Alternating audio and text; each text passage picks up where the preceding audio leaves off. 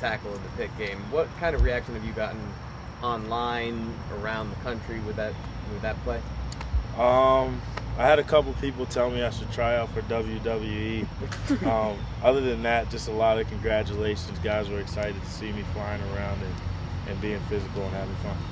James was telling us about you guys have the whole thing going on with the freshmen earning their stripes. Right. Can you kind of explain that to us a little bit? What's your involvement with it? Yeah, it's by position, so all of our true freshmen that come in, they don't have a stripe on their practice helmet. Of course, they have one in the game.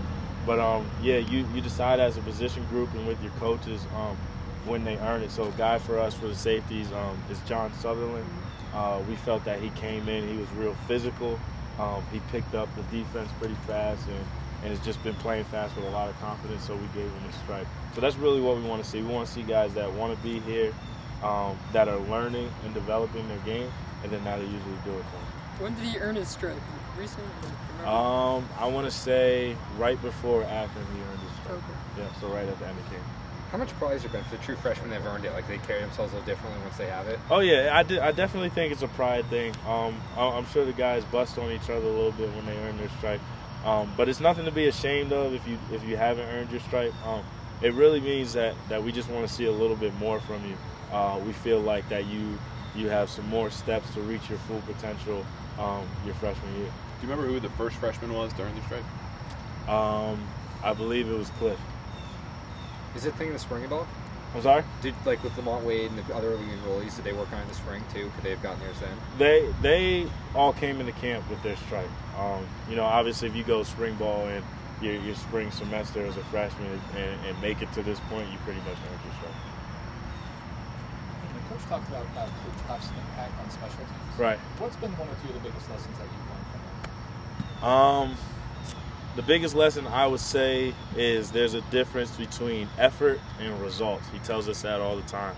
I came in, I was a huge effort guy. I like to run down the field and throw my body around, but I wasn't always making the play. And basically that can be ineffective. So we want a bunch of guys who give a lot of effort, but at the same time they stay in their lanes, they play under control and make plays for us. Heard a lot about Georgia State's strength lying at wide receiver. Right. What do you see from those guys? And is there anything that you've done in practice, someone simulating Penny Hart, or has it just been you rolling out in regular practice?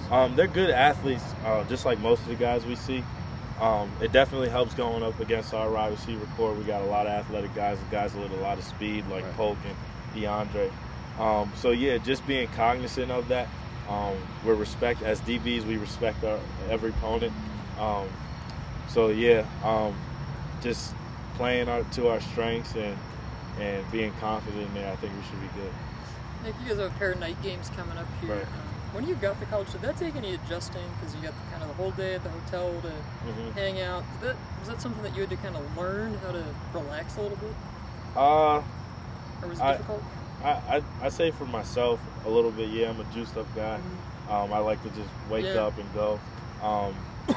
But yeah, that's something I learned from Malik and Akil, guys I room with, just the patience and relax and the calm before the storm, and to really take that time to either just sharpen up even more on your opponent, or if you feel like you're good for the week, just relax and envision yourself being successful in the game.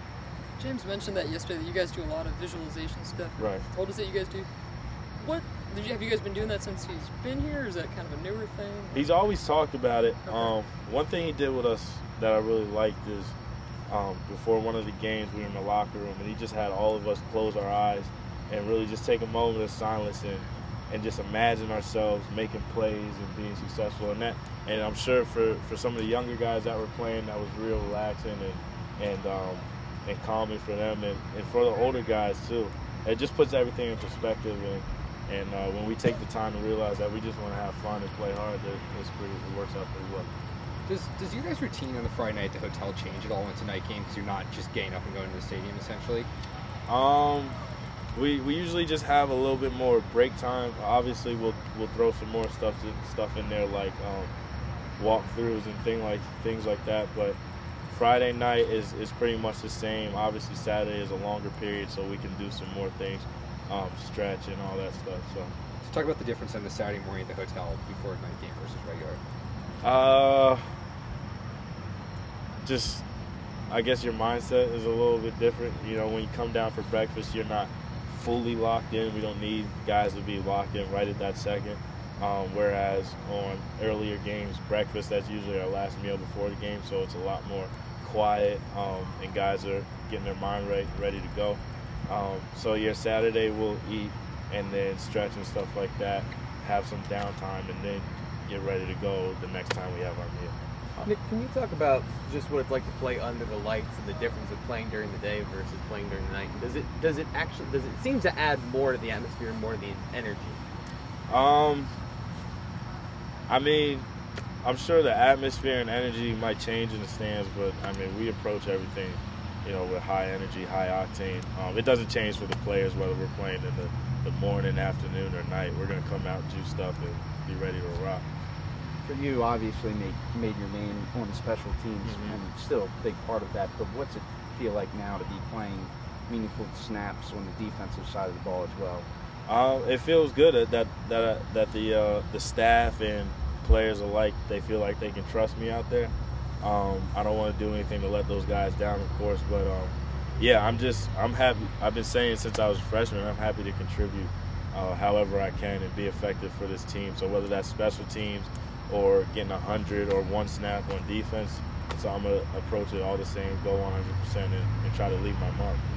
What has been the most difficult part of transitioning from the offensive side of the ball to the defensive side? I would say just learning defensive IQ. So I knew everything when I first got here and first started playing defense. I knew defense on a surface level. I knew my assignment, my alignment, and that stuff. But now, you know, I know defense in terms of what we're trying to get accomplished. So why am I lined up here? Why is this my assignment?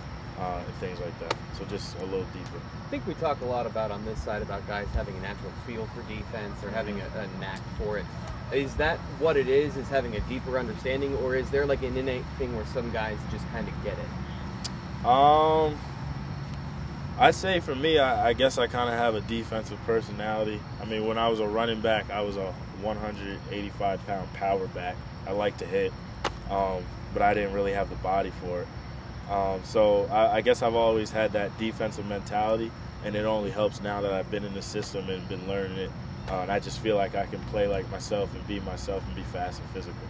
Since you've been on both sides of it, trying to bring down Saquon, what's it feel like on the defensive side of it? That dude's talented. You really the best thing you can do is just maintain your leverage and then don't get too much knee bend or he'll go over top of you or something like that. But nah, he's a talented dude, so really just play your leverage and do the best you can to get his big self down. So we were just all in on the secret that he's long been starting at kick return. So as a guy who's on the coverage teams, if you had to go cover him, say preparing for a game, what would you try to do, or how would you assess him as a returner? To cover him as a returner? Yeah. The biggest thing I would emphasize is just get him down, wrap up. Don't just dive at his legs or anything like that. He's a strong guy. Play your lanes and stuff like that. Yeah. You'd kick it to him? Would I kick it to him? Me personally, I would. I like a challenge. I would kick it to him.